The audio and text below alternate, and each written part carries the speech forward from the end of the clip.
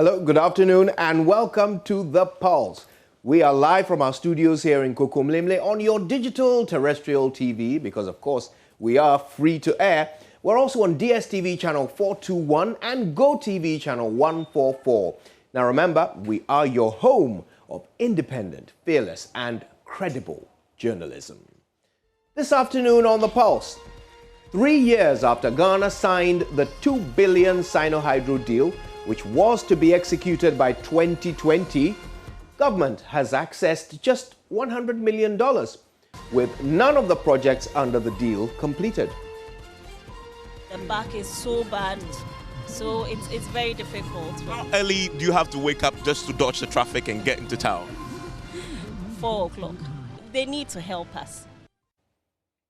We have a response on this from government as minority in parliament demands the termination and repackaging of the deal, which it says has failed to live up to expectations.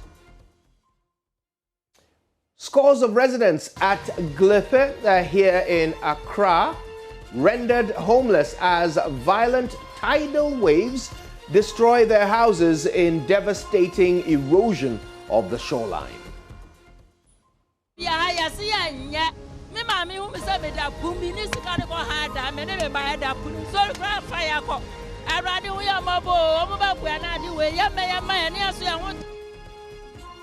More details as they call for speedy completion of the stalled Dansoman Sea Defense project. 29-year-old woman at the center of the fake kidnapping incident in Takoradi appears in court today, pleads not guilty to all charges against her.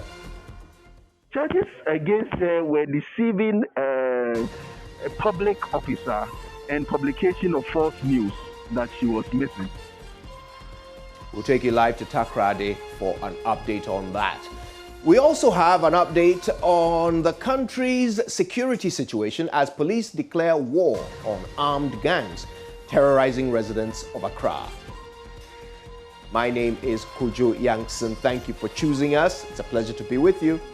Hi, this is Lexus Bill, host of Drive Time on Joy 99.7 FM. Listen, you don't have to worry if you miss Drive Time or Personality Profile. It's going to be live on our podcast page. Just log on to www.myjoyonline.com/podcast. You can listen to Drive Time, Personality Profile, and any other of your favorite shows on Joy FM on that page. You don't have to miss a show at all.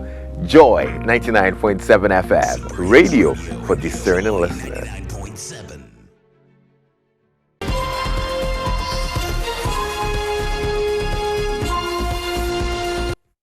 Now, this afternoon, the question on the minds of many Ghanaians is what happened to the $2 billion Sinohydro deal? The deal was touted as the unprecedented barter arrangement that will fix Ghana's infrastructural needs and modernize our roads.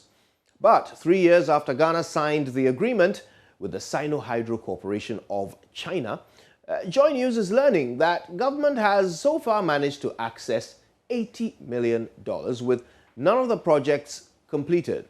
This is in spite of the 2020 timeline given by government for their completion. So what happened to the Sinohydro money and the projects it was to fund?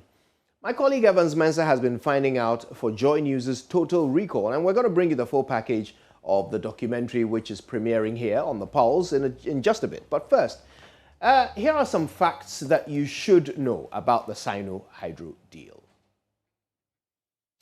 Now, first, let's bring you a little bit of information. In the quest to bridge the severe infrastructure deficit in the country, the government entered a $2 billion master project support agreement with the Chinese state-run Sinohydro Corporation Limited, and this was in September 2018. Now, the deal was scheduled, to begin in 2019.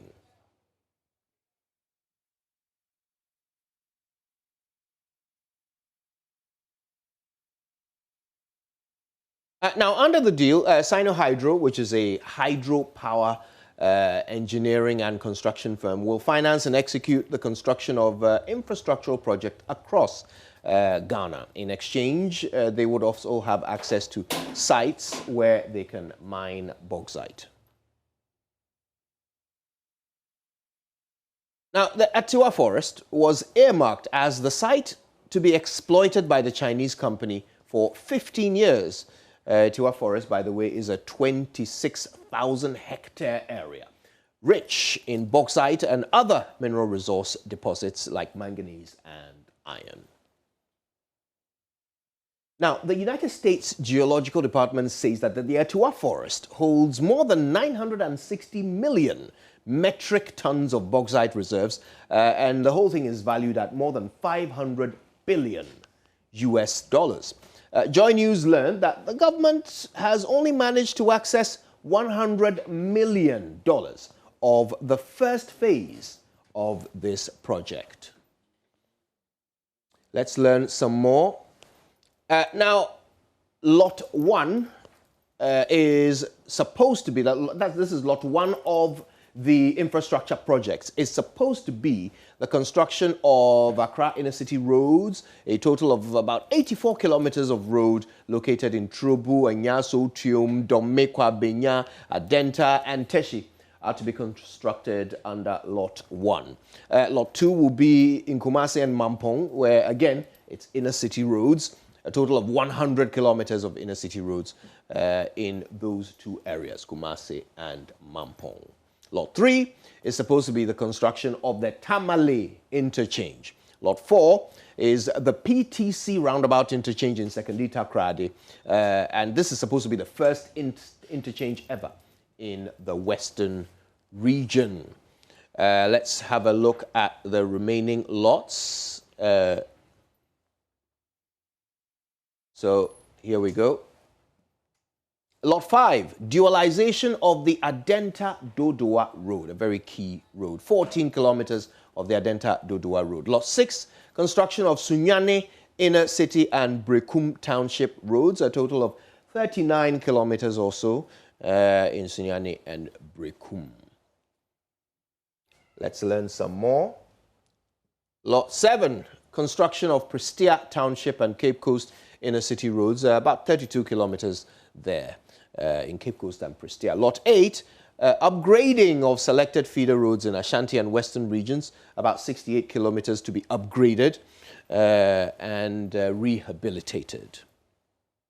Which takes us, of course, to the last two, lots 9 and 10. Lot 9 is Akimoda, or Fuasi Road. This is to be rehabilitated, 38 kilometers of it.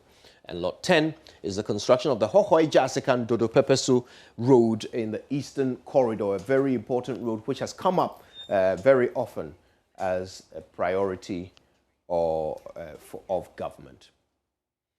Now, let's bring you that documentary, the full package by Evans Mensah.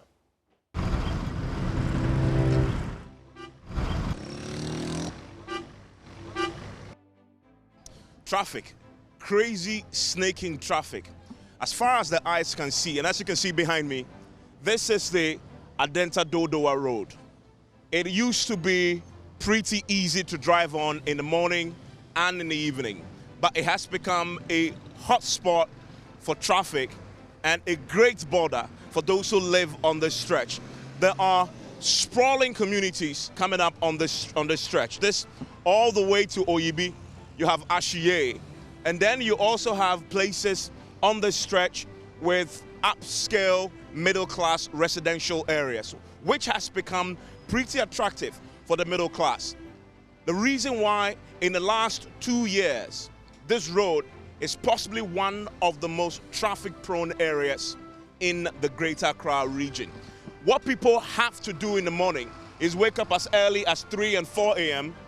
and avoid the main road, because if you stay on the main road, it's going to take you more than 3 hours to make a stretch that would ordinarily take you 20 minutes to travel. So what they do is find alternative routes. Now, this is one of the alternative routes that those who live on this stretch, who have to, on the daily basis, deal with the crazy traffic, have resorted to. These routes, as you can see in the background, is terrible in its own nature. It's not asphalted at all. It has gullies in it. It has craters in it. But people have to bear with that. That is the only way you can dodge the traffic. And it snakes by itself through the meandering communities in the connecting routes that join the main road. And so many have had to resort to this, as you see in the background, risking their own cars, their own health, and of course, having to pump a lot of money in repairing vehicles. For those who live in this particular community and on the stretch from Adenta all the way to Oyibi and Dodowa and beyond, it has become a living hell. But this is one of the roads that was touted a few years back as one that has been approved under the Sinohydro deal. It was supposed to have started years ago, but it hasn't started. The promise to get this road fixed and dualized, which was approved by Parliament as part of the first lot of the Sinohydro deal, hasn't materialized. And many of the residents in this area and in this community on the stretch are still hopeful that it will happen, that the politicians will keep their promise. How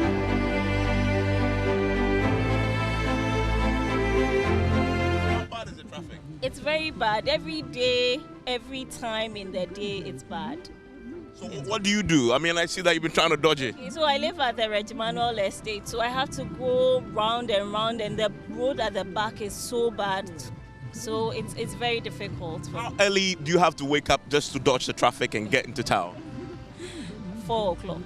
4 o'clock? Children ready by 7 so that we can leave home. If they are not able to dualize this road, at least the connecting roads, they should construct them. It would help. Actually, it's bad during the day, at certain times in the day, even on weekends. Yeah, it's bad. It's so bad. They need to help us. In 2018, the Adenta Dodowa Road was one of 10 lots approved under the Chinese-sponsored Sinohydro deal. It was scheduled to begin in 2019. 2 years on, the road remains undone, in a complete state of disrepair, and with traffic congestion worse than anything you have ever experienced anywhere, all day, every day. The $2 billion Sinohydro deal was touted as the unprecedented arrangement to fix Ghana's infrastructural needs and modernize our roads. Roads are a major issue for Ghana. Everywhere you go, it's roads and roads and roads. But when we were in opposition, the government at the time was telling us they've done all the roads. They showed us the roads in the Green Book. But when we came into office, the roads are not there. And so we had to find a new way. And the Sinohydro agreement is one way we are going to find to make sure our roads are done all across Ghana. Well, fair to say, the Sinohydro dream has not materialized in its full glory as Dr. Baumia had envisioned. This was his big dream. He had traveled to China to seal the deal in 2017, a barter arrangement that will see the Chinese spend $2 billion to fix Ghana's infrastructure. In return, Ghana will pay back with proceeds from refined bauxite. Evans, interestingly, honestly, I think is dead. Kaisel Atofosing is ranking member on the Finance Committee in Parliament. I think it's dead for a simple reason.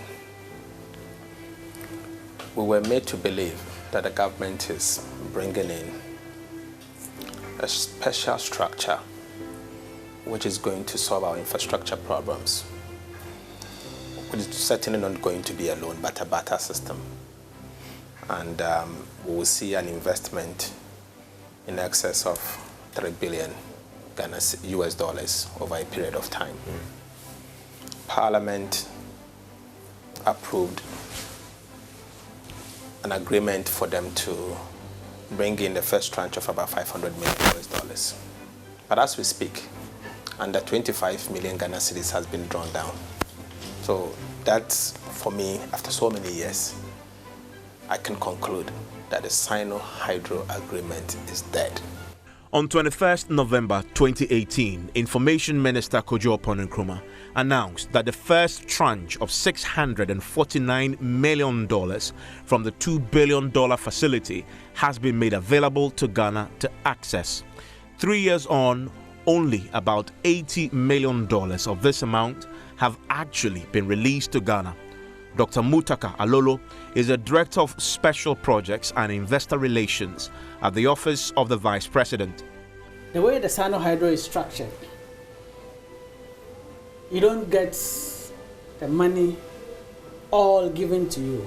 So it is given by how much projects you have done. So out of the 6 lots that have been approved, works are ongoing. So at every stage they raise IPCs. The 6 lots that have been approved, about 300 and something million, that's what has been approved. That's what is ongoing. So the 300 million, 300 something million USD, yeah. That all that money hasn't been given to government. So the work needs to be done. Our engineers here will certify that this work has been done. Then they draw down the money. They pay, the banks pay the money. That is only then that it becomes a liability on us. So we have this, so far I think we've drawn down about almost close to 80 million, but $80 million. $80 million. To put this in context, the Sinohydro deal is a $2 billion facility, out of which $649 million was made available in the first tranche for Ghana to access. So to have accessed only $80 million in 3 years raises red flags. As it turns out, the Chinese will only actually release the funds to Ghana when we show evidence of actual work done in executing the projects. Dr. Alolo again. The bank will not just give you the money. If they give it to you, you can go and do anything else with it without... So they want to see evidence of you actually started the project first? Exactly. Before they release the money? Before you can access? Because before you can take the money. Before you can draw down? The money has been released for a specific project. So they want to see evidence that the work has been done before they pay. Okay. Yeah. Clearly, Ghana has not done enough work to warrant the Chinese release of more Sinohydro funds. Out of the 10 projects approved by Parliament, none is yet to be fully complete. 6 have started and are at various stages of completion. 4 others, including the Adenta Dodowa Dual Carriageway, which was scheduled to start in 2019, have not started at all since Parliament, by a resolution dated 28th July 2018, approved the Master Project Support Agreement. If you live on the Adenta Dodowa Road, Dr. Alolo says expect the project to start hopefully next year. You know, as you are aware, last year was very slow. COVID literally slowed everything. China literally closed down for almost a year. So things were quite slow. So our side, what government is doing with this bauxite is government doesn't want to be in the future be burdened with the repayment of this. So as we are developing the whole integrated aluminium industry, then we make sure that the money we are drawing down for this project is in sync with that. When the repayments are due, we have enough funds to be able to assess that. So COVID kind of had an impact on the whole integrated aluminium side, and also the slowness in China as well in terms of their economic activities. So we had to kind of adjust. So those 4 laws that are yet to start, that the Adenta Dodowa is part of it. So that's hopefully we will get it going by maybe, I'm not sure, towards next year or something, we'll get it started. Unlike the Adenta Dodowa Road, the Tamale interchange, also financed under the Sinohydro arrangement, is well and truly on its way to completion. But even here, there has been delays. In Tamale interchange, in fact, Tamale interchange should have really been completed by now, but there was a bit of hindrance with right of way where Zenith Bank building was in the middle. So it took us a long time to get that resolved. That has been done now, so it is ongoing, and hopefully by the end of the year that will be completed. Okay. My colleague Batina Bugri, as part of this Total Recall episode, has been to the interchange site to see for herself progress of work. She spoke to Hassan Ibn Abdallah, who is a safety officer in charge of the project. I can boldly tell you it's about 90% completely done. I think this is how it's going so far. And what is left? Approximately, let's say 10%, because we are expecting by December this month and this year, we should have the bridge joined together. We are expecting maybe somewhere June, July. The other supplements will also get completed. Across the country, 5 other Sinohydro projects are also at various stages of completion. Atoforcing rejects the excuse that the completion of these projects and the accessing of the remainder of the Sinohydro funds have delayed largely because of the COVID-19 pandemic. I do not believe that the pandemic is the cause of the money not coming. In front was our global honestly, clearly, the structure, as I said, there was a defect from the beginning. The banks and the companies that is going to lend you money, Evans, they are not stupid. They know your economy, sometimes even better than you know. They have analysts analyzing you from morning to evening. That's all what they do, and they have been paid to sit and analyze you. Every step you put, you take, whatever you do, they put it in their analysis in terms of their simulation to find out whether you can repay their debt or not. They know that as we speak, you are not mining bauxite. They know that as you speak, you do not even have someone sign concession with to do the mining for you. They know that you don't have a structure to obviously go out there to set up a smelter and to change the bauxite to an alumina. It's not in place. Even the power to do that is a challenge for you. They know for sure that if you are going to do this, it will take you more than 5 to 10 years to achieve that, looking at the slow pace of the way we do our things here. And so you think they're that crazy for them to obviously lend you money knowing very well that you can pay? No.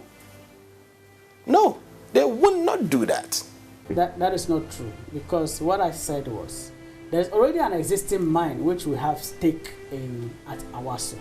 So that is also one source of revenue that we have restructured for process of that to be kept for base repayment. The others will come and make up with the numbers, but that can start off with us, because when the loan, in fact, the first repayment to crystallize will be Tamale interchange.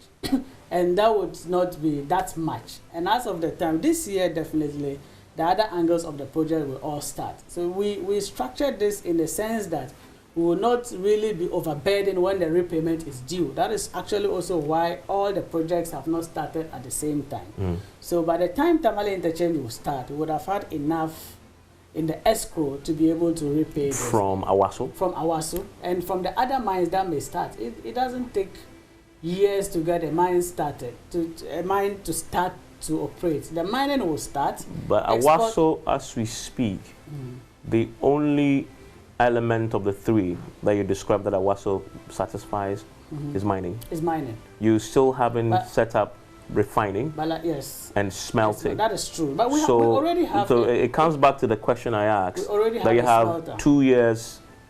2 years to do refining, smelting that we haven't begun. Yeah, we already have a smelter. A smelter has to be retrofitted. Yes. And plans are far advanced on that aspect as well. I'm just even talking about Awaso with the mining. We have Awaso mining, and there are plans to also do refinery there. That hasn't started. But the mine, you see, this thing was structured in such a way that process from the mine, process from the refinery, and process from the smelter will all be put together, and parts will be used to refinance this. So once the mine is operational, there will be process coming from there that will be used to service the repayments, while the others will come on stream. Okay.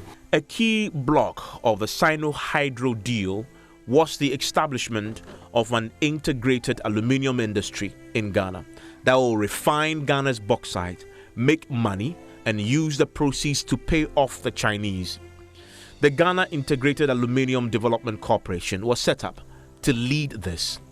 The corporation has just announced the selection of its strategic partner, Rockshore International, to execute the agenda. Without a fully functioning integrated aluminium industry that can mine, refine, and smelt our resources, Ghana will struggle to pay off the Sinohydro facility, which was designed not as a loan but as a barter arrangement. In fact, we have so far spent $90 million on the Tamale interchange. The repayment of that facility is almost due. After forcing claims, government has put in place a guarantee to take up the debt if revenues from refined bauxite does not become available. But let me say, subsequently, in the last few days when we had Ghana had the Article 4 mission, we met with IMF again, and the mission chief said categorically that the IMF program, the IMF has recognized the Sinohydro drawdown as a loan because government of Ghana has signed an implicit guarantee with Sinohydro.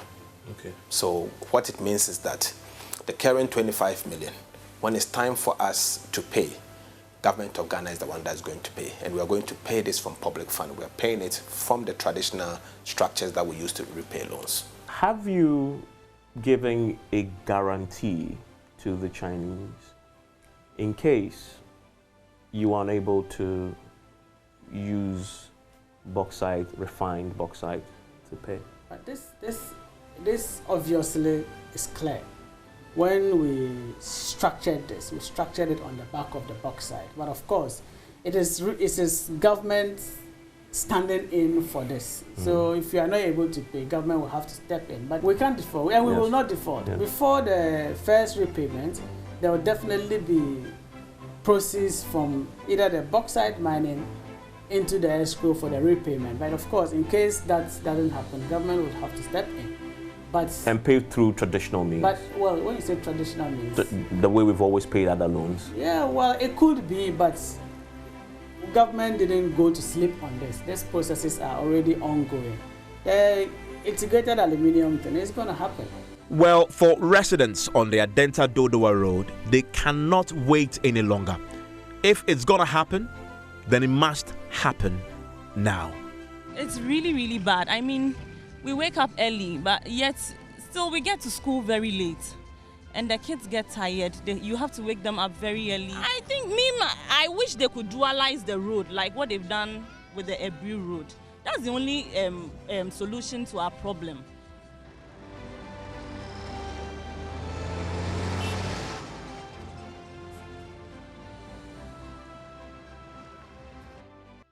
Evans Mensah there, getting to the bottom of the $2 billion Sinohydro deal. Meanwhile, the minority in Parliament is demanding the termination and repackaging of the project, which it says has died owing to government's inability to demonstrate the ability to meet their obligations in the contract.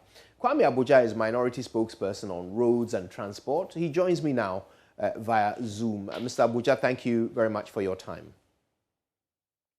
To you and your viewers. Now, you call it dead, but we already have roads that have been constructed through this project. There are roads that are being constructed through this project. Why would you call it dead? Well, every contract has got a start date, a source of fund, and the completion date. With the agreement Parliament approved as part of the 2 billion, of which 500 million was supposed to be used for road, which by the time they did the EPC contract became $646 million. Yeah. All the project in lot 1, the first phase of phase 1, which is the 10 project, should have been completed by 31st December 2020.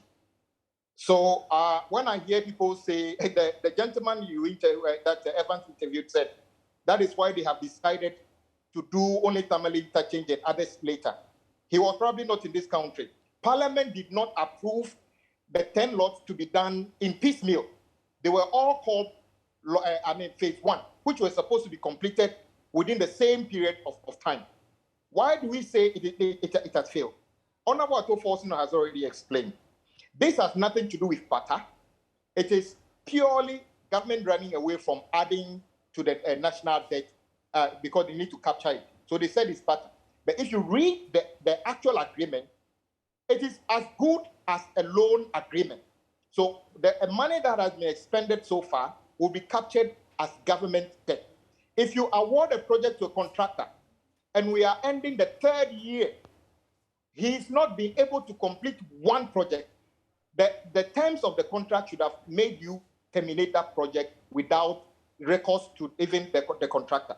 The Sinohydro does not have the capacity to do all this, and they can't draw down the money which they claim they have, because they probably are also looking to borrow the money from somewhere. So why are we pretending that this Sinohydro thing is a live project when after 3 years we can't complete one, and 4 of them actually hasn't even started at all? It's a shame. Well, as we understand the terms, it is really a lot up to the Chinese whether or not a project can begin, because they will obviously have to approve our proof of execution before the drawdown happens, and it's the drawdown that will enable the projects to continue and proceed to a conclusion. So there is a lot of it that is in the hands of the Chinese. Very similar to the deal that we had with the China Development Bank some years ago. So is it not just a matter of working with the Chinese to ensure that we can get the proof of execution approved so that the money will be released? No. When we approved this agreement, if you read the parliamentary Hansard, we raised the issue about the capacity of Sinohydro being able to do this project, $600 million worth of project within 24 months. The NPP insisted that Sinohydro is a world-class organization and could do all of this. In fact, since it's not a loan, government of Ghana is not disbursed. In other words, Sinohydro have got their own money, and we have given them employers a requirement, that is, build Dodowa Road, build this within 24 months, which they have woefully failed. Ghana government doesn't have any hand in this, except to say that the agencies under the road ministry would supervise the work. But if the guy is not on site working, what are you going to be able to supervise? So they have totally failed this project. They can talk about, yes, we are doing something here, we are doing something there. But the truth is that if after 3 years, a 2-year project hasn't started on 4 sites, and the most advanced site is, in fact, if somebody tells you Tamale interchange is 90% complete, the person doesn't know what he's talking about. If you go to the site now, there's a lot of work to be done, which hasn't yet been done. What is left there is not 10% of work. A lot of work has to be done. And I heard somebody also say they have expended $90 million on Tamale interchange. That would have been a total breach of the agreement, because none of the lots is even $80 million. So how could they have spent $90 million on Tamale interchange? So we are wide awake on this. We are not against government building roads, but this is a very convoluted, unrealistic, and a contract they have signed. They can take 10 years to complete it and say we have completed. But what is the time value of money? This is not a viable deal. They have to repackage it and find another way of completing it. You and your colleagues are calling for some restructure of the deal. Yes. Is that practical, bearing in mind that almost all the cards are in the hands of the Chinese? I mean, why would they agree to a restructure on a deal that benefits them so much? You have asked a very important question. We raised these questions during the parliamentary debate. Our colleagues on the MPP side wouldn't take reason in anything we are saying. You mentioned the CDB loan. The CDB loan under President Mills was totally different. What we did was to lock in a $3 billion and said we're going to expend this on so many things, including the project you see from Independence Square towards towards La, and then all the way to Junction Mall. All those things were part of the original project. When it came to a point that the government of Ghana decided we're not going to go out because we drew down $1.5 billion and build a Twabu gas and others, we just stopped it. So it was easy for the new government to just go and bring the EPC, the contract, the construction contract to Parliament without the new loan agreement and continue. So it's totally different. Forgive me, Mr. Aboja, but I mean, when you say you just stopped it, that's kind of oversimplifying it. You were trying to access it, but you were not meeting the conditions. So in the end, you had to find out. You had to give up. We disbursed half of it, of which that is why we are producing gas today cheaper in our country. I'm not disputing the fact that we couldn't draw down the 1.5 billion. It's public record that we couldn't draw down. So again, as a nation, we were committed to a deal that didn't benefit us. It benefited the Chinese far more than it benefited us. So that's a parallel, isn't it, between the two deals? No. There's no comparison here. If we sign up to draw down, how do you call it, 3 billion, and we drew down 1.5 billion, 50% drawdown, and we are talking about another government trying to draw down 650 million and could draw down less than 100 million in 3 years. What an abysmal performance! In fact, Atuabo is benefiting Ghanaians today and other things. In fact, even if we go back to say that we are building the road between Independence Square all the way to Junction Mall, and then all this Accra Intelligent Traffic Project, it's a plus because it means it was properly conceived. When the Chinese started changing the goalposts, we cut it. We stopped it. So we are telling government, if you think they are messing around with us, stop it and let's do a proper negotiation. Because like you said, currently, they are the beneficiaries. According to Dr. Alolo, about $350 million worth of projects have been okayed for drawdown. It's just that so far 100 million has been accessed. No, he's probably not conversant with what we're talking about. We have approved the drawdown of $646 million. So where from the 300, okayed by who? Parliament is Dr. Alolo and no other agency okays that. It is Parliament that okays, and we okayed $646 million. For 3 years, less than $100 million have been brought down. That is a poor performance. It's as simple as that. I want to bring in Dr. Alolo himself to respond to the issues that you raise. He joins us now also via Zoom. Dr. Alolo, hello again. So now you are hearing what the concern is, that there was a goal, there was a target, and there were warnings that perhaps this target is too ambitious. But the government plowed ahead, and now time has proved that it was never going to be possible to complete everything in that time frame. How do you respond to that? I think you might have to unmute your microphone so we can hear you, Dr. Alolo.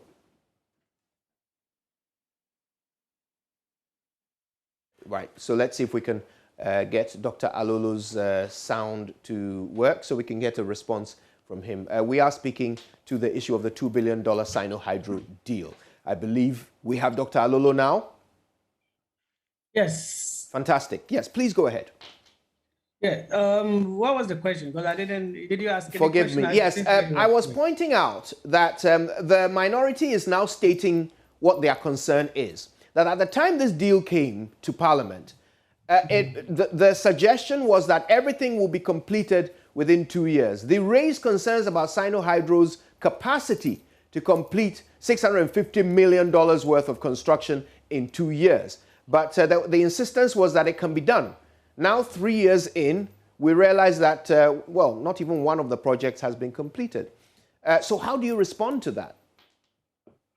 Thank you, and good afternoon to you and your listeners. I think this morning on your studio, I explained the whole structure, how the whole Sinohydro deal was structured. And there hasn't been any deviation from how the deal has been structured. In fact, if you read the agreements that went into Parliament, it's clearly stated that these agreements there will be a commencement date for these projects. And every project will commence based on the day that both parties, all the conditions precedents are met and they commence. So all the projects they all commence on different days. And actually, I don't know of any agreement that goes to Parliament, gets approval, and construction starts the following day. They have to, most of the time, there are a lot of conditions precedents. This was done, and the commencement date for the first 4 projects, like I said in the morning, was December 2019, which is supposed to be completed within 3 years. They have just done, it is not even up to 2 years since the commencement date of those projects. So if you say no project has been completed, it's as if it's past the completion period where no project has been completed. That's definitely not the case. The projects are all ongoing and will be completed on schedule from the commencement date of the projects. Okay, so let's take our time with this. There are 10 lots of projects, all of them, the value of all of them amounting to that $650 million. So That's far, right. $100 million has been accessed. So out of the $650 million worth of projects, we have so far been able to pay for $100 million of it. Some projects have not started. Some projects are near completion. Right. So who is deciding? Because I want to know in whose hands our timetable is. Who is deciding which projects can start when? Are we at the mercy of the Chinese when it comes to that? I wouldn't say we are at the mercy of the Chinese. It's a collaboration or it's an agreement between both parties. So it's between government of Ghana and China. And it is structured. You see, this was done on the back of an agreement that there will be an integrated bauxite development, that proceeds of which will be used to repay this loan. So the projects need to be implemented in sync with the progress of the integrated aluminum industry. So we decide to phase the project. That's why in the first instance, we did not go to Parliament with 2 billion worth of projects. So we went to Parliament with 10 lots of projects. That comes to around 650 million, which will be implemented in phases. So after those projects are done, then we see the progress of the bauxite development as well. Then the next projects, other phase of the next projects will come on stream. Right. So we both decide on how to structure this. We are not at the mercy of China. Okay, so to simplify the deal, and please correct me if I get it wrong, but the deal, this is the nature of the deal. Ghana wants infrastructure and wants to be able to have that infrastructure now on a priority basis. Right. China is willing to fund that in exchange for the proceeds from our bauxite. Right. Now, the proceeds from our bauxite will come when we mine the bauxite, sell it to China, who will then take the proceeds and pay back the loan. Right. Now, we want infrastructure. We will get that infrastructure by contracting China to construct the infrastructure, and then China will pay China for the construction. So, hold on. Okay, yeah, go on. Yeah, so the construction is in the hands of China. The payment is in the hands of China. What is in Ghana's hands? When you say payment, what do you mean? The payment of the contractors? No, the payment of the loan using the proceeds of the bauxite. No, that is not in the hands of China. China is off taking the bauxite. No, we have never said anywhere that it is in the hands of China. You see, we are mixing different things. We never said that the bauxite is in the hands of China. They are off-taking the bauxite. We said that that process was opened for other different companies to participate in. So whichever company that has been selected as the partner, the process from that will be used, put in an escrow, part of the process actually, not all the process, to be used to repay this loan. So it's not necessarily China. If Chinese companies are eventually selected, then so be it. But it's not in the hands of China. The repayment is not in the hands of China. So the deal that you took to Parliament for approval, it did not state in there that the bauxite will be bought by China? No, it didn't. There's no way in the deal that was stated.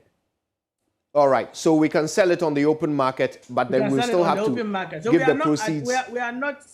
We are not in the hands of China with regards to that. We look at the best deal for the country, the best price for the country, or wherever we have to take it. We will take it. All they are interested in is the process that will be used for the repayment of this. Okay. Not necessarily to be the off-taker of the bauxite. And we are on track in terms of our timelines for producing bauxite, selling it, and getting the proceeds to pay back the loan. Are we on track?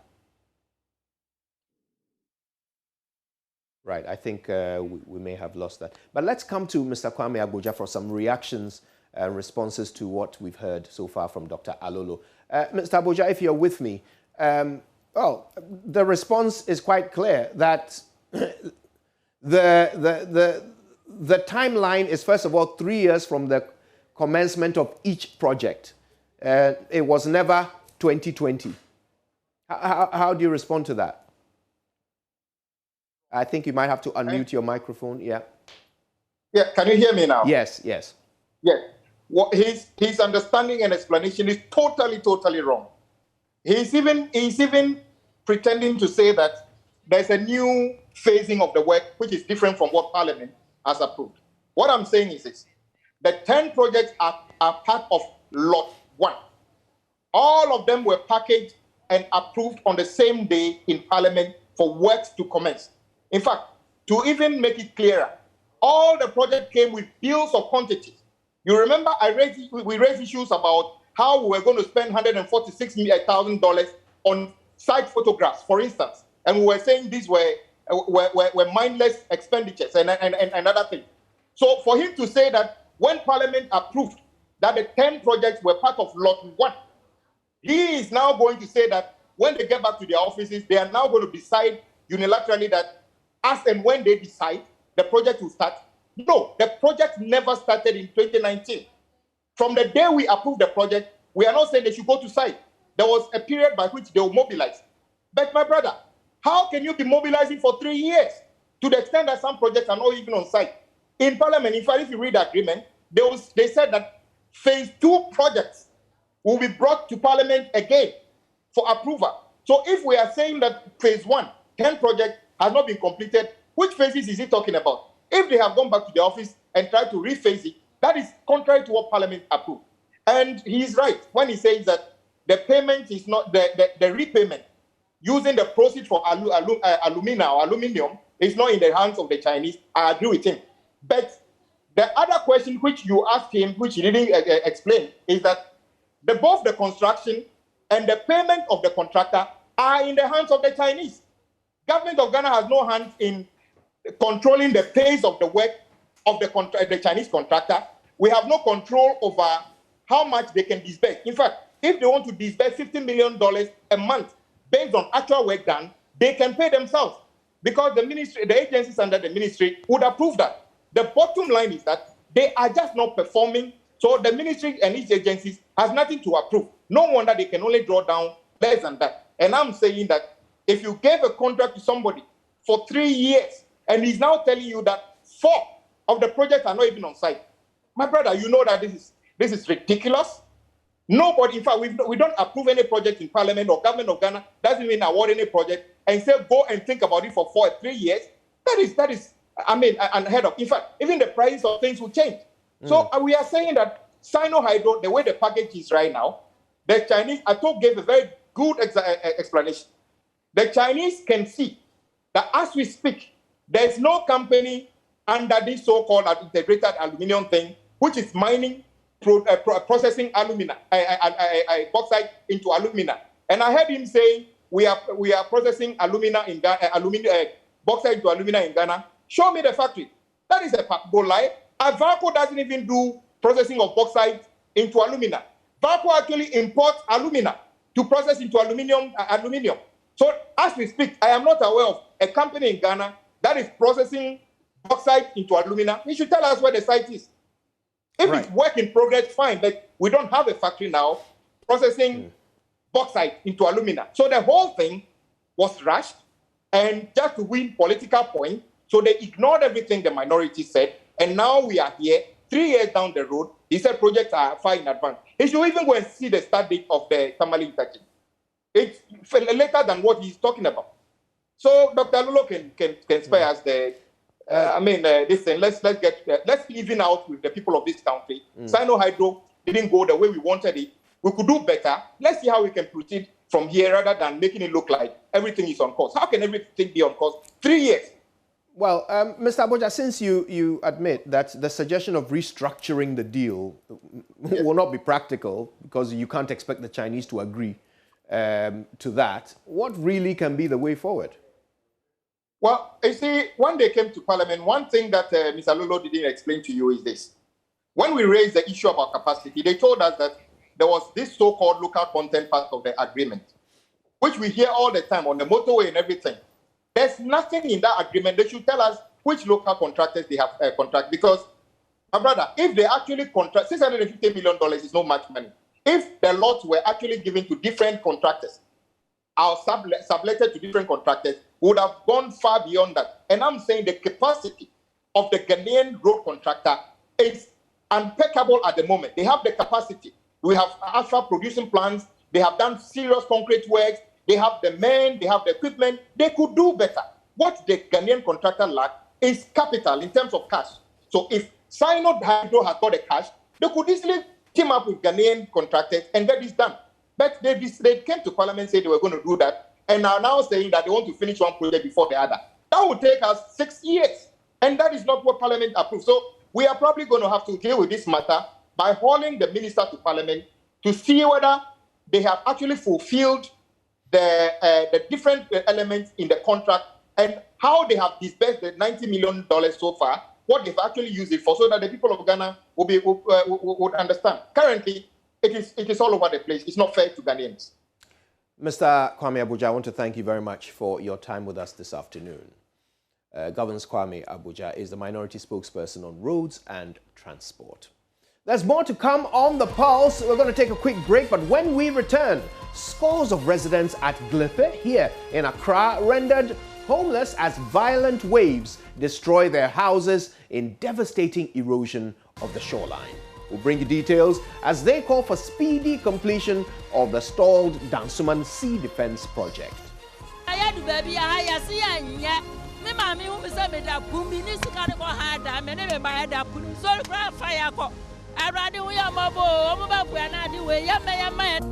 What's up, guys? My name is Sammy Forson, host of the Weekend City Show and Ignition right here on Joy 99.7 FM.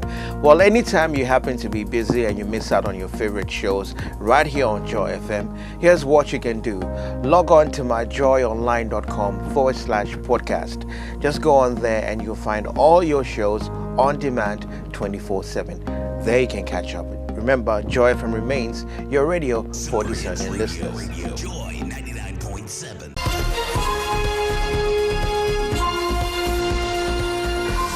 You're welcome back. Now, scores of residents in the coastal community of Glefee in the Ablekuma West municipality of the Greater Accra region have been rendered homeless after violent tidal waves destroyed their houses last week. The only health facility in the area risks collapse as work on the Dansuman Sea Defense has stalled for more than 2 years.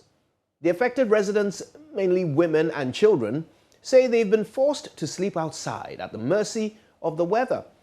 For Joy in My Community this week, Manuel Karanting visited the Glefee area. Here's his report. Glefee is a coastal community which lies about 100 meters north of the Atlantic Ocean. There are no government schools here, no government hospitals, or even government-controlled public toilets. Unemployment is quite high in this area too.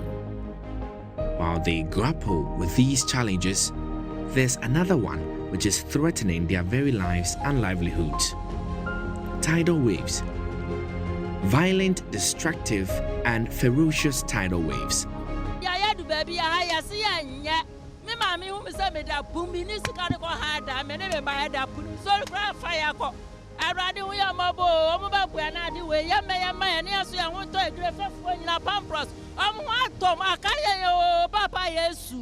Every week, at least 5 houses here are washed into the sea by the tidal waves. This is as a result of rising sea levels occasioned by climate change. Not even the Sea Defense Project here has prevented buildings from being washed away by the sea. I meet 34-year-old Stephen Wasey, whose house is one of the recently affected structures. He lived in this partly demolished chamber and hall structure with his wife and 8-year-old daughter.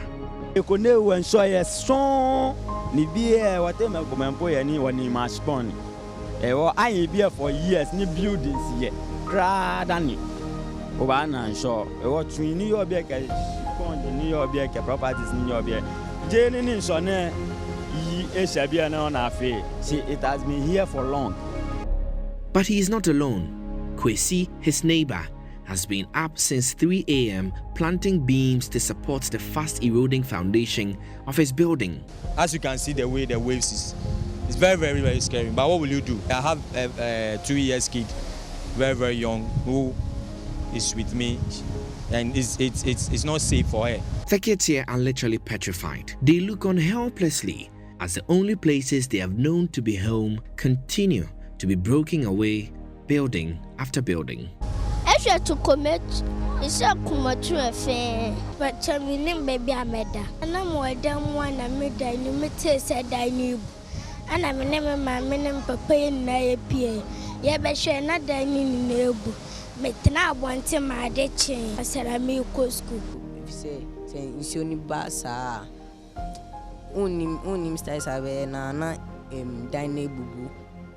Dine, a jarabi wa Yoana, ena baku bubu, aside no bubu ye.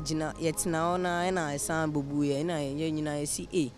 And can be one and can we a Tony Swanka and can send penny we wanna.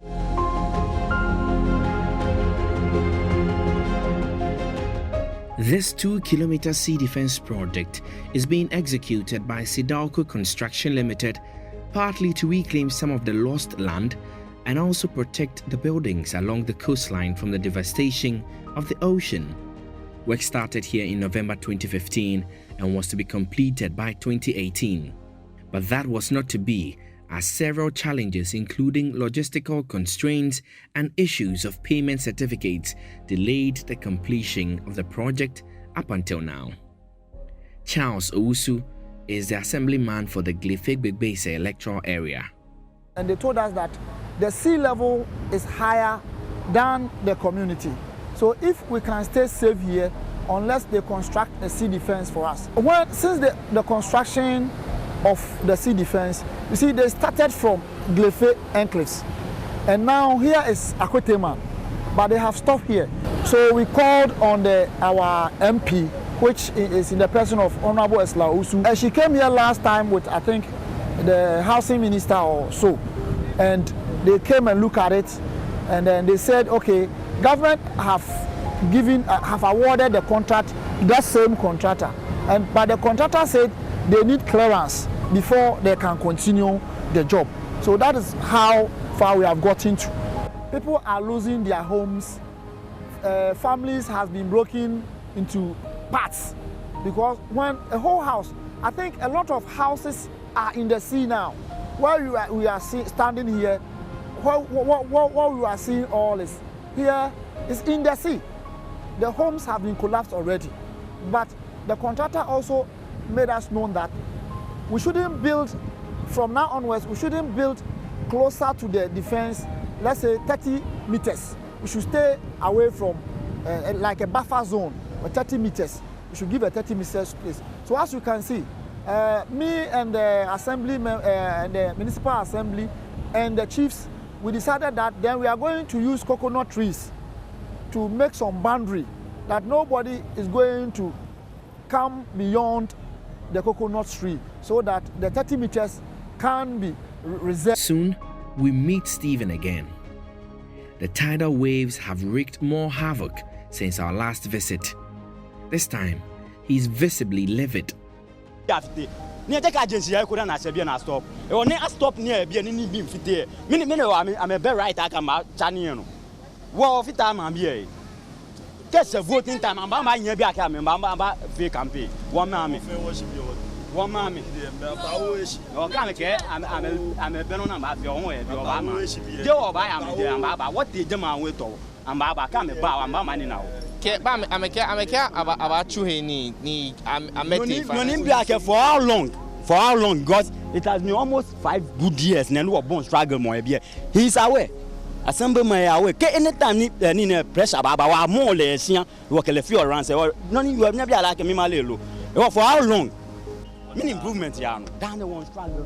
Down nekema jan no tumo na e wo gbomo nye yampo ne ato shika ne ba hia because o segbe aka bi no ba ya o ye jama no na ba to aba aka oni bi ya e fo na kan ni youth ni won struggle ma me ewu omo ni won bomo de ni won survive akusa ke add pressure to our problem every blessed day no ko fitio neke so ne ya no o wolente da na be won struggle won fe won bi one on one nka you back finance minister nye sign alo e ke sign ko we take 10 years na ne ke sign ke wo fita man bia here be ba che amba na wo. So that's an agitated resident in the area who just venting his spleen indeed about the delay of the project. His concern is that the project has been constructed up until a certain point and the rest have been left. He says he's in fact questioning why they have to be left to their fate to continue to suffer, as it were, to be doing their own manual sea defense project. And he admits that the strength that they have is nothing compared to what the sea is bringing, and makes reference to the several visits by politicians and other leaders who come here to canvass for votes, but when these issues happen are nowhere to be found. He is indeed calling for urgent action for the issue to be resolved. In less than 24 hours after our last visit to the shore, these two buildings have all collapsed, and as you saw in the previous shot, we're just right here speaking about the devastation. The contractor has had cause to alter the design of the remaining 400 meters to allow for a landing site for the fishermen in the area. The spot for the intended landing site dovetails into the piece of land which houses the only medical facility in the area, the Royal Memorial Hospital. The hospital stands just some 10 meters away from the last standing structure at the shore. The nurses here practically work in fear. Dorcas Mensah is one of the nurses at the surgical theatre of the facility. Some time ago, we were having a case done at a theatre whilst we've cut a patient's abdomen open, and then all of a sudden we had a shake in the ground, and everything, the towels and then the bed the patient was on, everything sank down, which was very scary. This 2-kilometer sea defense project is being executed by Sidalco Construction Limited, partly to reclaim some of the lost land and also protect the buildings along the coastline from the devastation of the ocean. Work started here in November 2015 and was to be completed by 2018. But that was not to be, as several challenges including logistical constraints and issues of payment certificates delayed the completion of the project up until now. Charles Owusu is the assemblyman for the Glefee electoral area. And they told us that the sea level is higher than the community. So if we can stay safe here,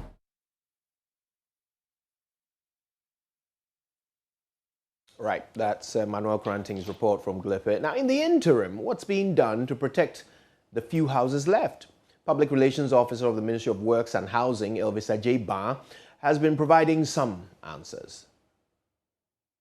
It has come to our notice, and as the Assemblyman rightly said, the Honourable Minister has gone to the site as part of his talk last month, and he himself recognized the devastating nature of the residents, and he has acknowledged that whatever that government has to do to ensure that that part of the project is completed. To remember, this project is a two-phase project. The first one, or the phase one, as we put it, was a 2-kilometer project.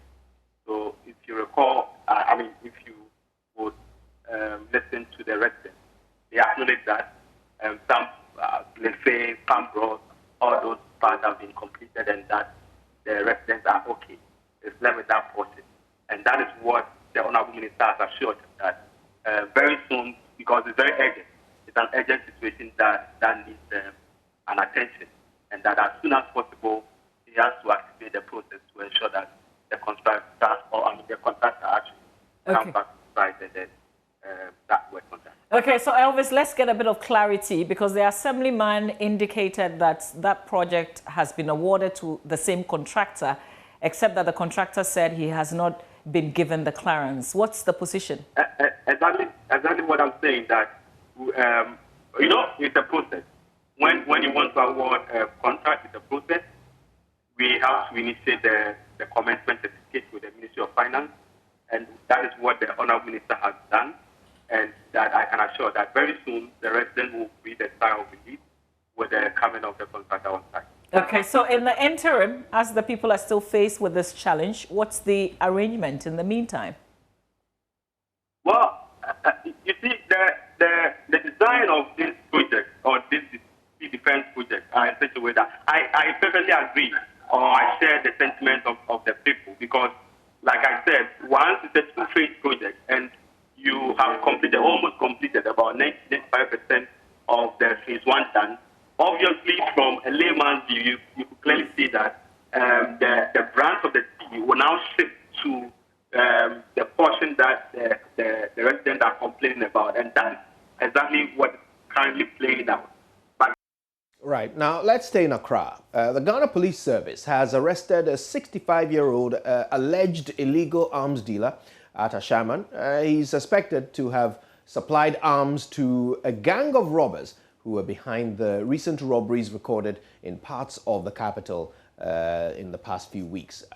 5 daylight robberies were reported in Accra alone last week. Now, in one instance, the robbers opened fire, leaving a bystander with gunshot wounds. Speaking on Current Affairs program News File, the Acting Director of Public Affairs at the Ghana Police Service, ACP Kwesi Ofori, said the service has busted a number of the gang behind the recent robberies and is in the process of establishing the identities of the gang. We will hear from... right there on your screens, let me show you a copy of the statement released by the Ghana Police this morning, with an update on their investigations and activities so far. So, of course, they talk about what happened on Saturday, September 25th, when they were forced to shoot 2 suspected armed robbers, later dying on admission at the hospital. They are Joseph Dagojo and Mujahid Abubakar, also known as Sule. Of course, then there's mention of the 65-year-old suspected illegal arms dealer, Bukari Salifu, who we mentioned earlier, arrested near Ashaman in Zenu. The deceased suspects were arrested when they attempted to rob motorists along the Kwoledo Sege Accra main road. During the interrogation, they mentioned Bukari Salifu as the one who provided the weapons for their robbery expeditions. Now, under the pretext of aiding the police to retrieve some weapons and assisting in arresting in their other accomplices who had escaped from the scene, these 2 deceased suspects led the crime combat police team to the purported hideout of their accomplices in a bush near Zenu. The police came under fire as the suspects attempted to escape. Of course, this was a highly trained crime combat team, and so the officers returned fire. The suspected armed robbers were shot in the process and were rushed to the police hospital where they died. Bodies have, of course, been deposited in the police morgue since then. So, police intelligence led to the arrest of Bukari Salifu, and of course, he is supposed to be their financier and supplier of weapons.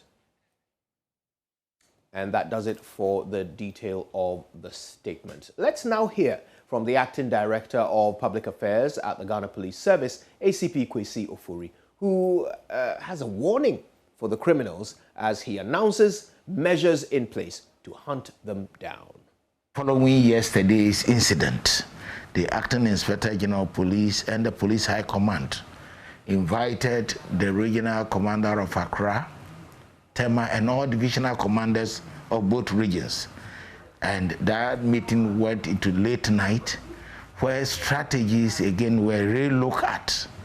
And some of the notable things that they called for was massive deployment at strategic areas, economic areas, bank areas, and we're also going to ensure that we strengthen our intelligence efforts, patrols, targeting these criminals and making sure that we get them. Aside that, public engagement, the commander should also go out there and engage the vulnerable and engage their communities, sensitize them on some of these issues as to how best the civil populace can cooperate with the police to fight these menace. So we're putting up a grand, security strategies in place. Some we can talk about it as we're doing now. Some are also a preserve, for the police to look at and implement. And all these things are being done. But I can tell you, yesterday our release came out that our intelligence team, operational team are closing on them. Their time is running out, and we'll do whatever it takes, to get them out of business.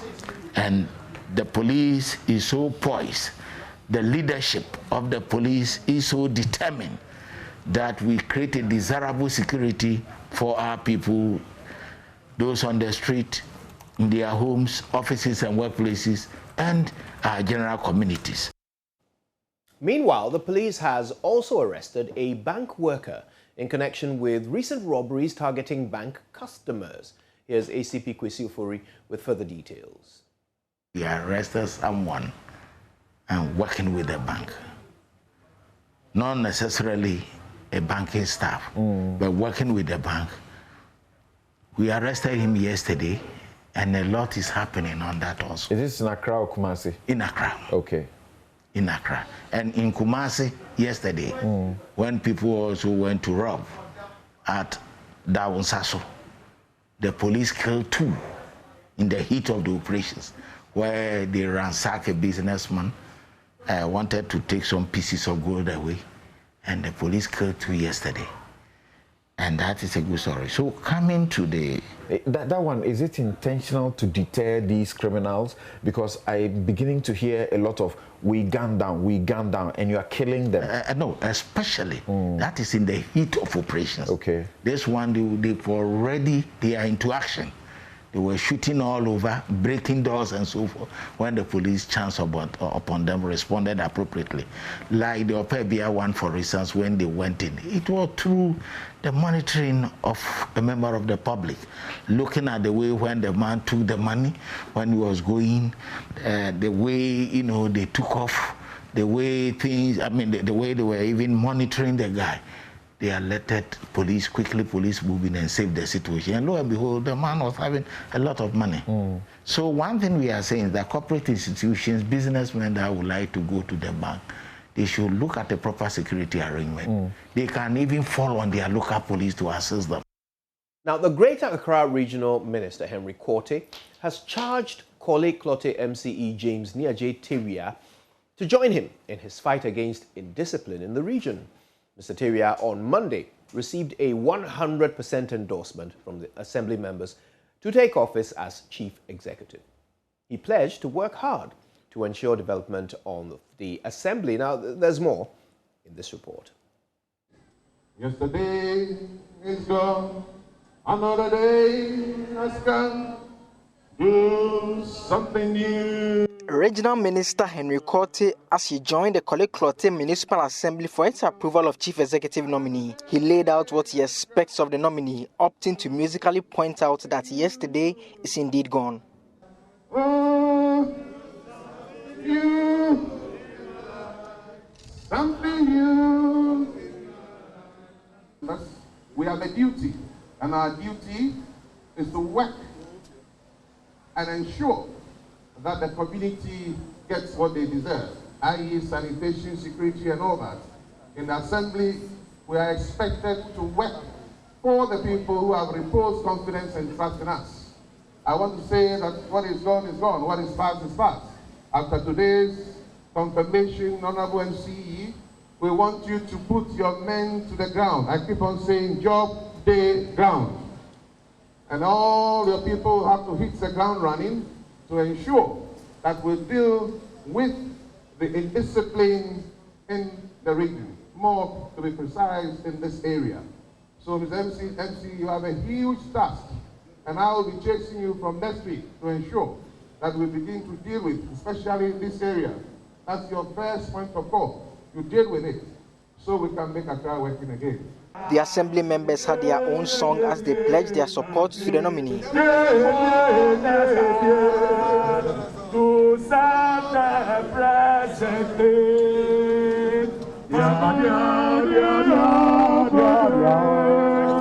All 16 assembly members voted to approve the nomination of James Nia J. Teria as MCE for Korle Klottey Municipal Assembly. He was appointed in March 2019 after the assembly was carved out of the Accra Metropolitan Assembly. He was reappointed by President Akufo-Addo.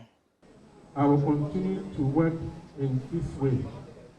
I wish to put it on record that I intend to work with every assembly member to ensure the assembly is a success, and also the member of parliament for the Korle Klottey Municipal Assembly.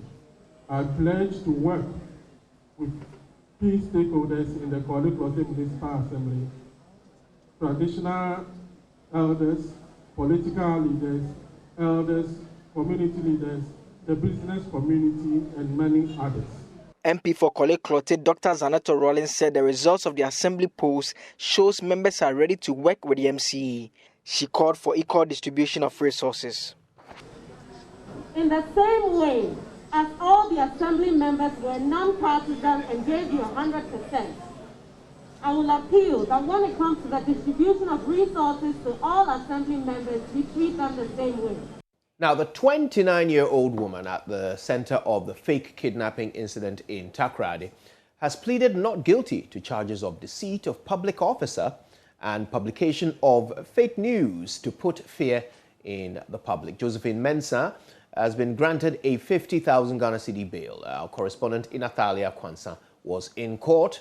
Here's her update. Inathalia, thank you for joining us. Tell us about the mood when the lady appeared in court today.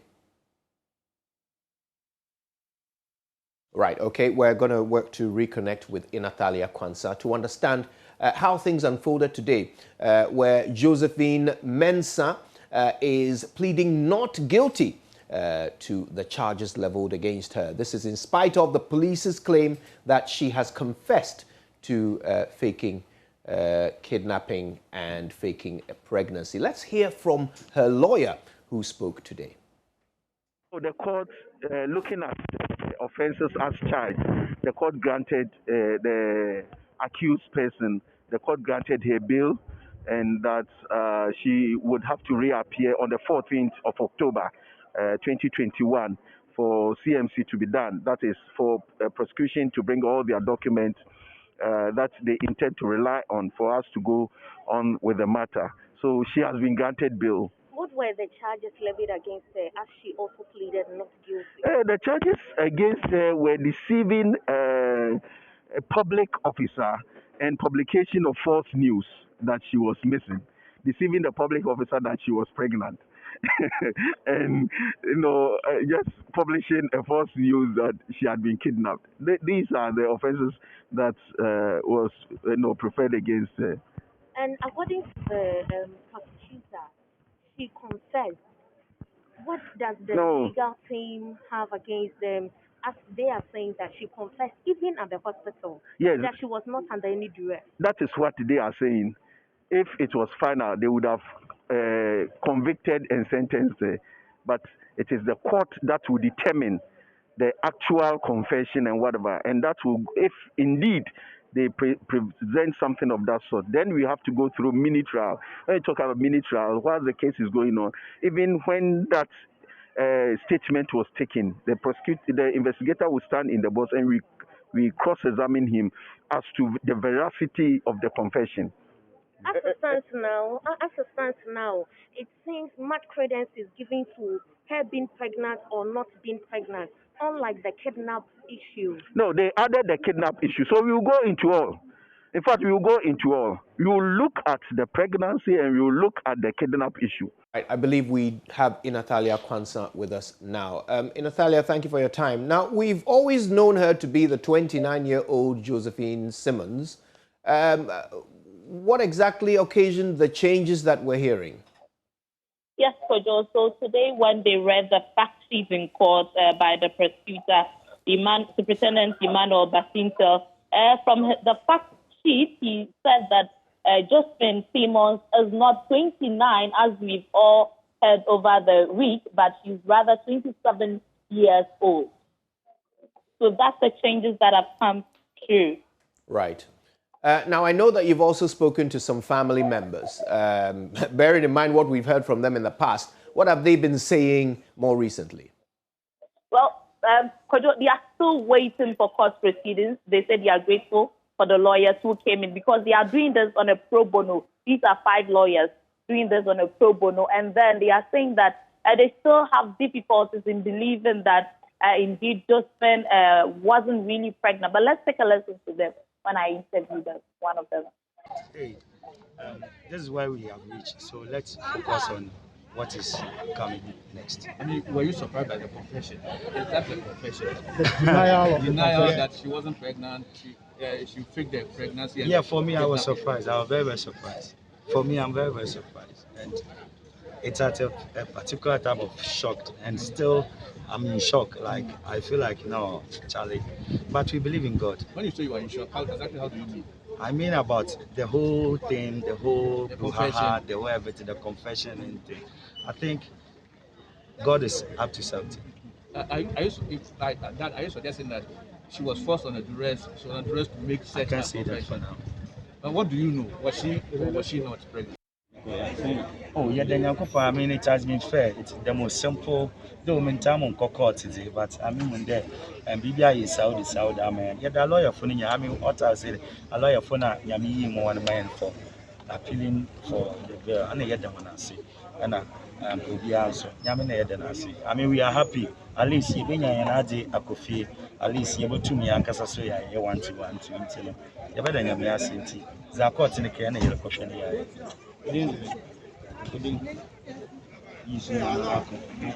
Now, in Athalia, we were made to understand by the police that there were accomplices, 3 accomplices arrested.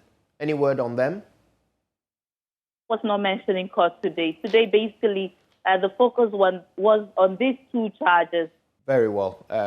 That's Inathalia Kwanzaa there giving us an update from the Western region on the woman who allegedly faked her pregnancy and kidnapping. She was arraigned in court this morning and charged. All right, well, coming up is sports on the Pulse. Stay tuned as we bring you the headlines from all around the world of sports after these.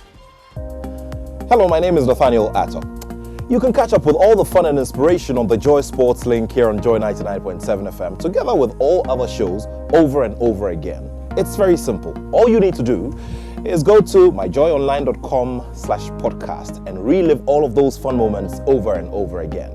Joy 99.7 FM, your radio for discerning listeners. Joy 99.7.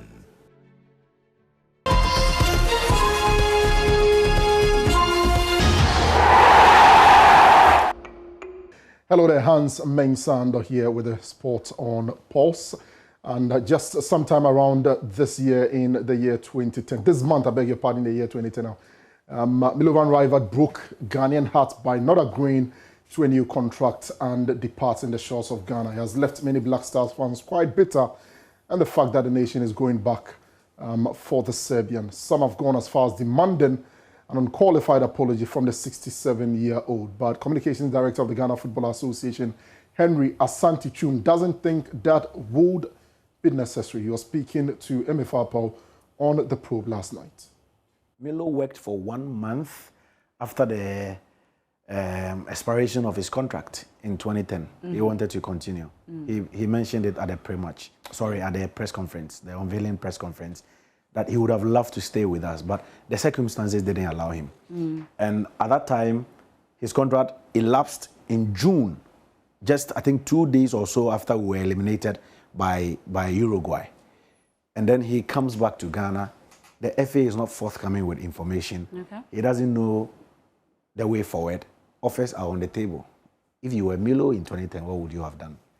So he felt we weren't ready to renew his contract at the time, and that's why he walked away.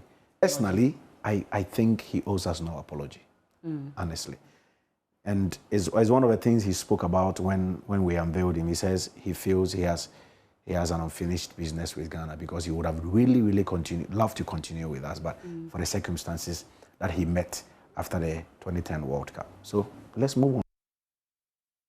So that was Henry Asante, Communications Director of the Ghana Football Association, speaking to MFR Pau last night on The Probe. Joining me in the studio is my colleague Oreku Ampofo.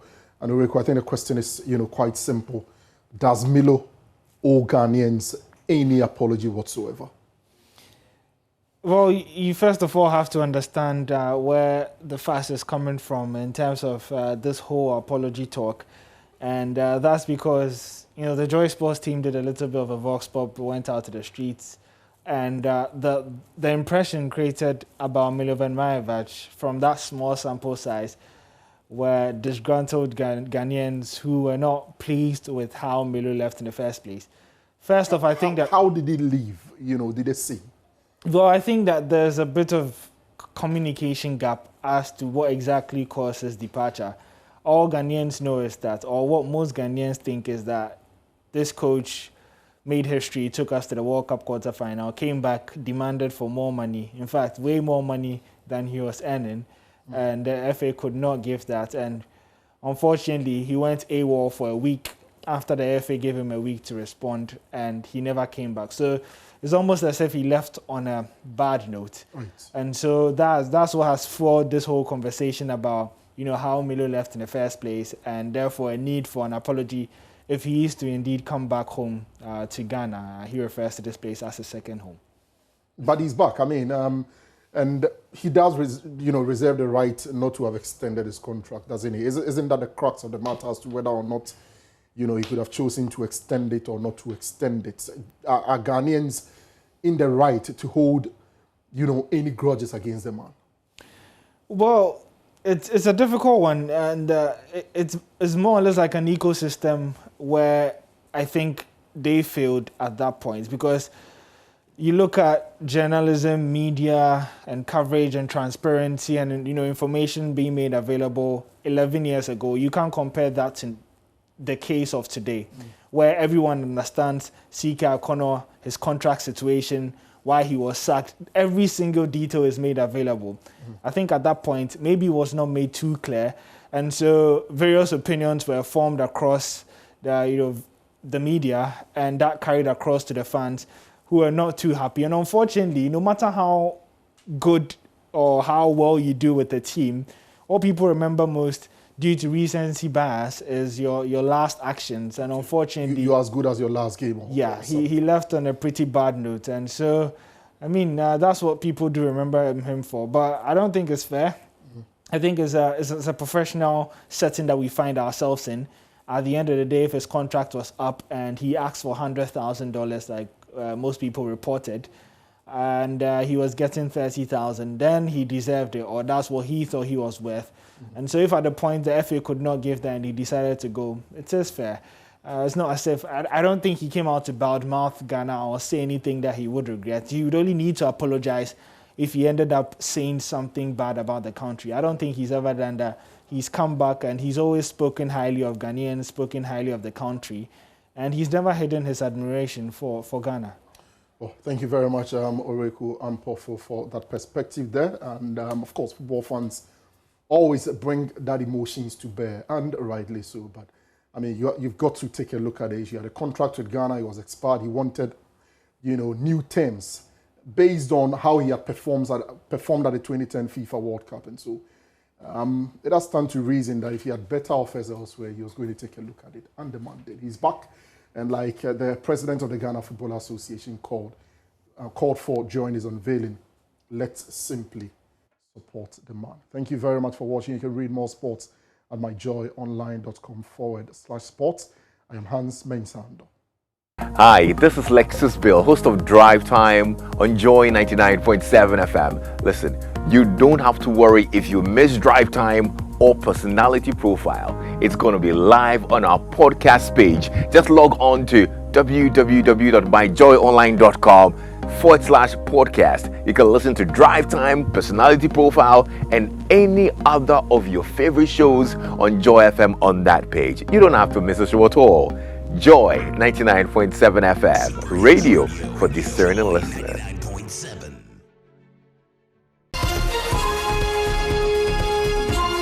Was it good for you? It was amazing for us. It's always a pleasure to bring you the pulse. But listen, we're not leaving you empty-handed.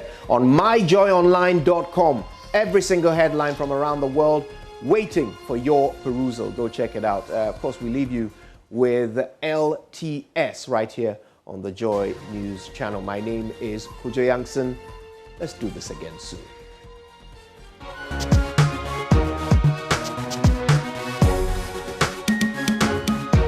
Welcome to Let's Talk Showbiz here on the Joy News channel. My name is Doreen Avio, and today I get to hang out with one great gospel musician, not based in Ghana though, but of course we get to know where he's based, his music and more. I've seen some, skirmishes in terms of his music video, looking all flying there. We'll get all details from that. His name is Elijah. I hope I got the name right. Yeah.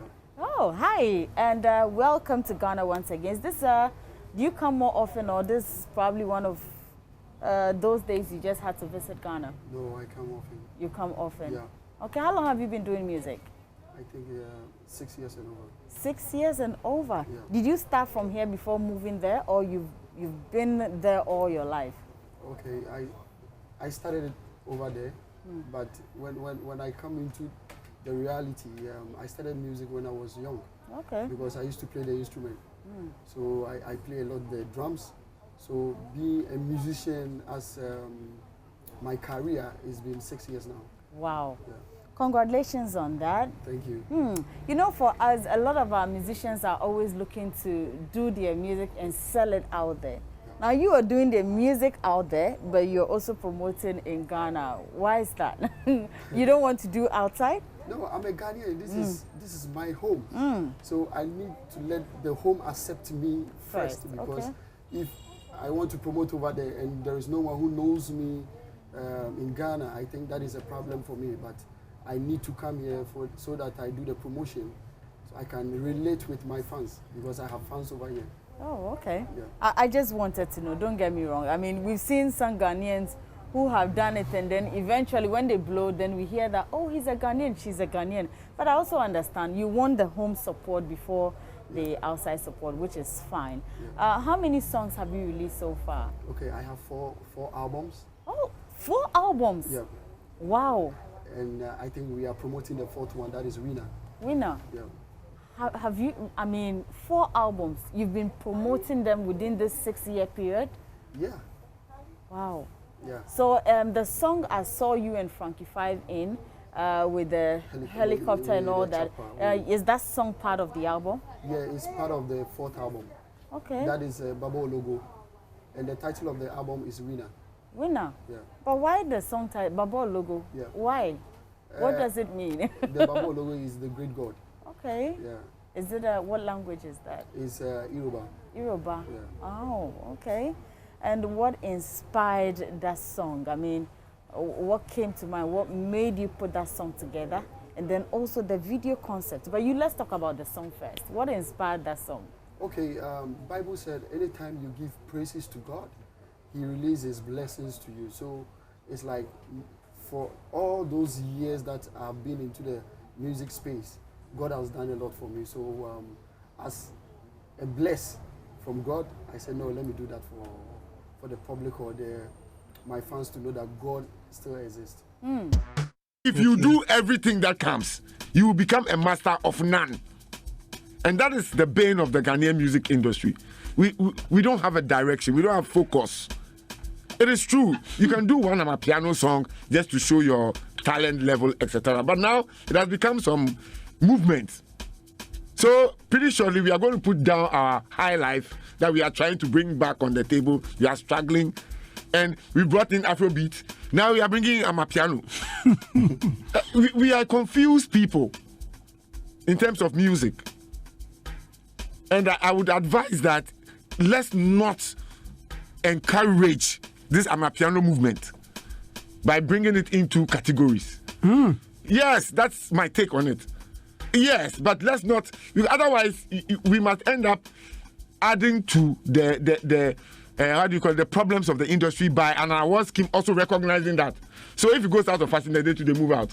I can understand. It's a commercial entity, and the market is what drives the award scheme. But I believe that they must also have some agenda in mind to try as much as possible to dissuade people from copying.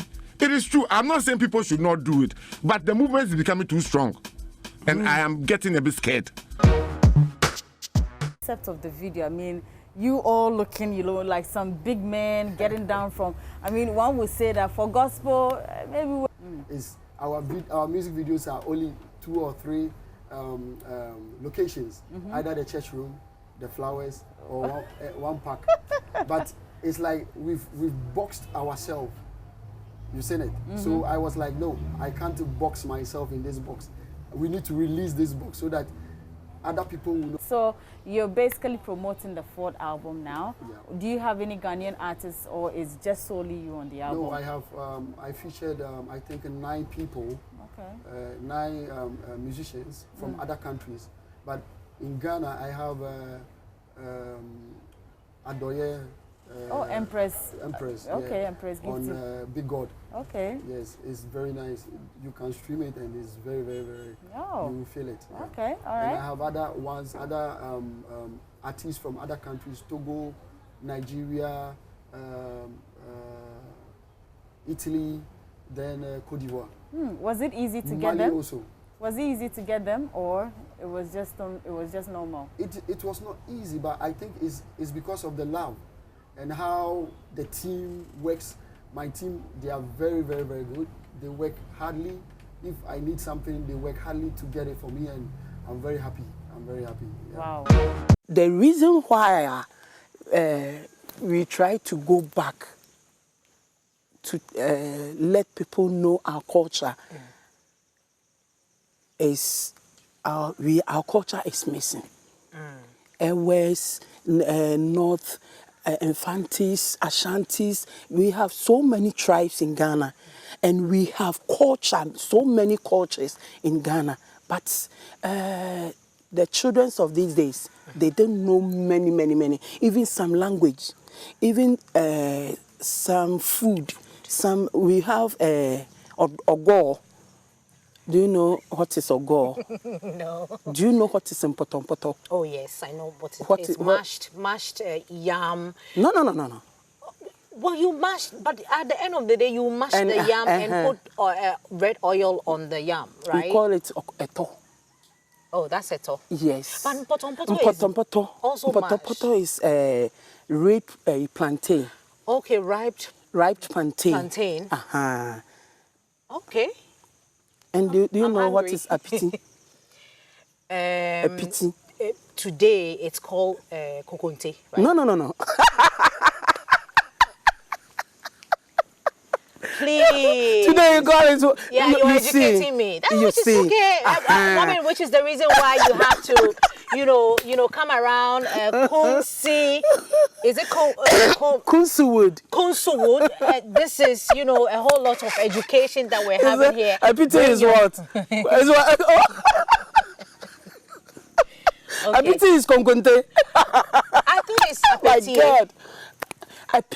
Apiti. Yes. Please advise, just educate me. I will try and prepare some for you. Please, please do. Wow, but these are some of the things. We are trying to educate. The far as that we are going forward doesn't mean we have to leave behind the culture, the values. Well, congratulations to that. And how do we reach you on social media? Yeah, all the social media handles is Elijah the Worshipper. Okay. You can get me everywhere. You can stream live. I have, I think, 6 or 7 video clips on YouTube. You can have a feel of it. And all the Twitter, YouTube, Facebook, Instagram, Elijah the Worshipper. Now, Elijah, before I let you go, I'd like you to give me a line or two of any of your favorite songs on the album. Let me have a feel of it. Let our viewers also have a feel of it. I mean, it's okay. Okay, let me start it like this. Higher, higher, higher, sing to you, Babologo. If no before you, wherever they me, I don't know. Higher, higher, higher, I sing to you, Babologo. Everything rekpe, rekpe. Everything senkpe, renkpe. When my praises go up, blessings come down, down, down, down, down. I sing to you this song of praises to my life around. Thank you. Thank you. God bless you. God bless you on that. Do you want to say anything to your fans, the viewers out there? Yeah, I thank all the Guy worshippers. That is my fan base. I thank them all with their support, and because of them, they made it possible for me to come down, and also for the warmly welcome that the people welcome me in the space. I'm very happy. And then to my team, J Smart, Nana Kwame, and the two big men behind this brand, that is Funky 5 and then Dr. Khan. Okay. And also Jesse Beat. Thank you. All right. Thank you so much, Elijah the Worshipper. We wish you all the best. Thank you. And for us, it's all to support Ghanaians. And we hope that you get all the support from home and then basically later get it from outside. That is Thank you so much for coming on our show. You.